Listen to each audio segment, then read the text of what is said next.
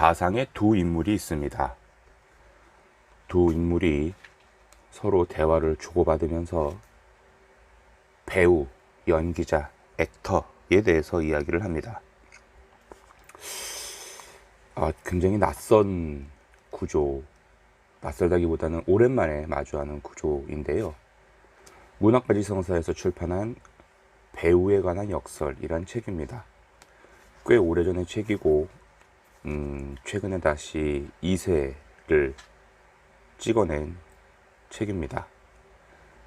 출판사가 문학가지성사이기 때문에 이 문고판의 시리즈는 문지 스펙트럼이라고 해서 빛의 파장처럼 세계 문학과 사상의 고전들을 펼쳐드립니다. 문학의 섬세함으로 혹은 사유의 힘으로라는 부제로의 시리즈물인데요. 사실 저는 이 출판사랑 그렇게 친하진 않습니다. 어려운 책을 많이 내는 출판사이긴 한데 제게는 물론 어려운 책이고요.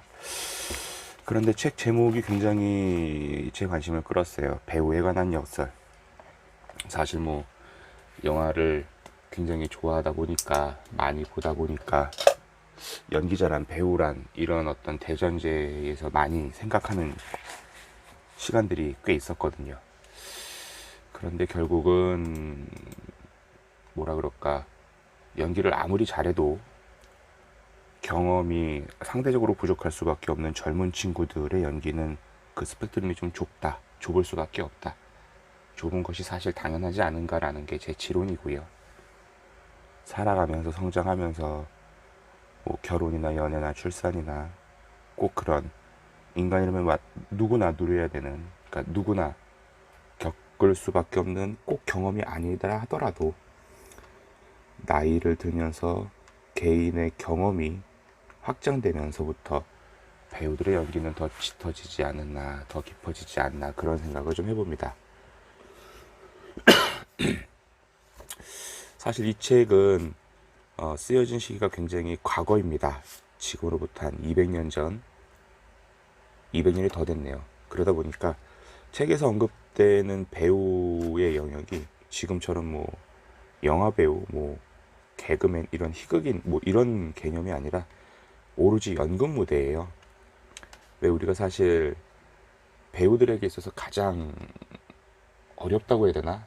가장 도전해 봄직스러운 분야가 연극이 아닐까 싶어요. 저는 그렇게 생각을 하는데 커트 끊고 테이크 여러 번 가고 또 굉장히 좋은 타이밍을 찾아서 촬영을 하는 영화나 그보다는 좀 더 가쁜 사이클로 돌아가지만 그래도 여전히 어떤 번복과 수정이 자유로운 드라마에 비해서 연극은 사실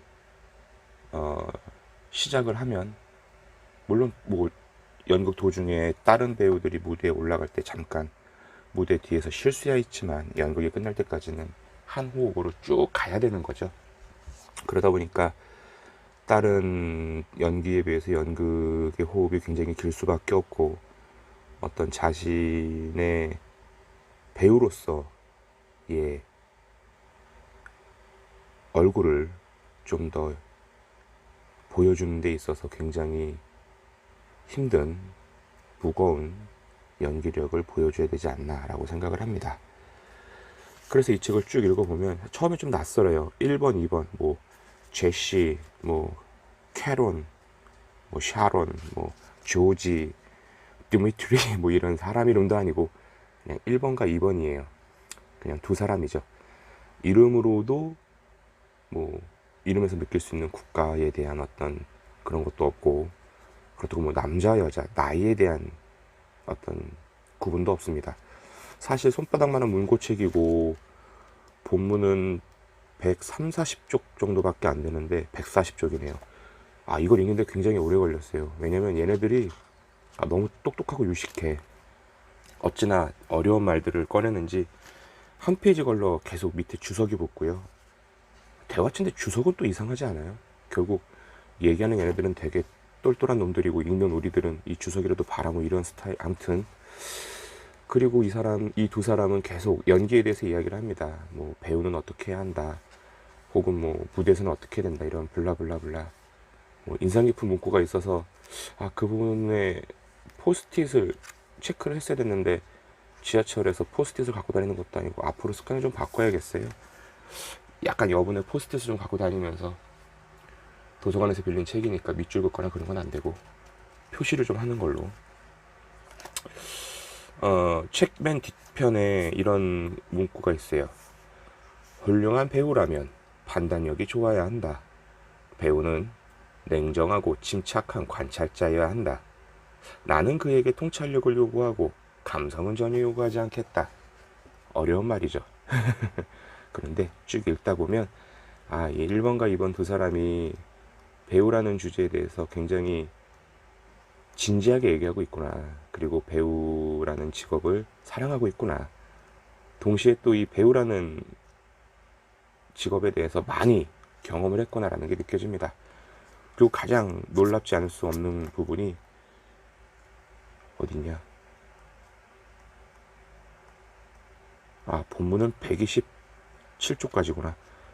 그건 그렇고 이제 늦었으니 저녁이나 먹으러 갑시다 라고 1번이 2번한테 얘기를 하면서 끝납니다.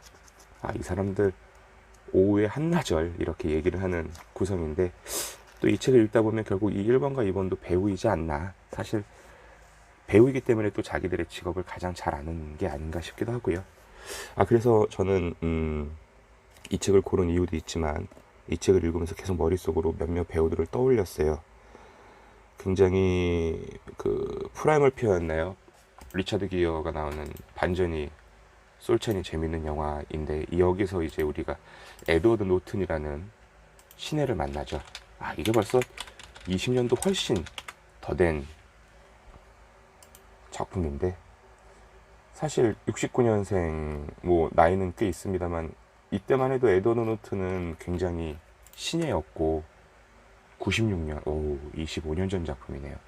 과연 이 사람이 점점점 했는데 바로 그 다음에 우디 앨런의 에브리언 세즈 아이 러브 유를 비롯해서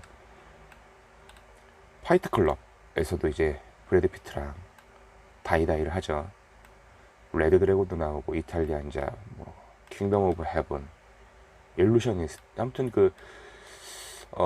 우리가 제 기준이겠지만 제가 어떤 배우들의 데뷔부터 쭉 그 배우들의 흔적들을 거슬러 보면 확실히 한 40대는 지나야, 그리고 가장 좋은 건 50대는 지나야 배우가 배우다운 느낌이 나는구나. 늙고 연륜이 많아서라기보단 연기를 그 정도는 해야 이 사람이 배우구나 라는 게 저는 느껴지더라고요. 지금 에드워드 노튼의 필모를 살펴보다가 버드맨이라는 영화가 나오네요. 맞아요. 사실 이 영화였어요. 이 배우에 관한 역설이란 책의 제목을 보는 순간 제 머릿속에 스쳐 지나간 작품이 바로 이 버드맨인데 알레한드로 곤잘레스 이냐리 그래 아무튼 존경하는 감독입니다. 아마 어떤 감독인가 갸우뚱하겠지만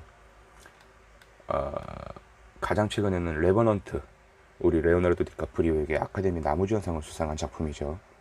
그리고 사람이 죽었을 때 무게를 쟀더니 21g이 줄어들더라. 그래서 영혼의 무게가 21g이라는 논리의 작품인데요. 이 사람이 감독한 영화 버드맨입니다. 이 영화는 이제 아주 고도의 촬영 기법을 통해서 원테이크, 그러니까 롱테이크죠.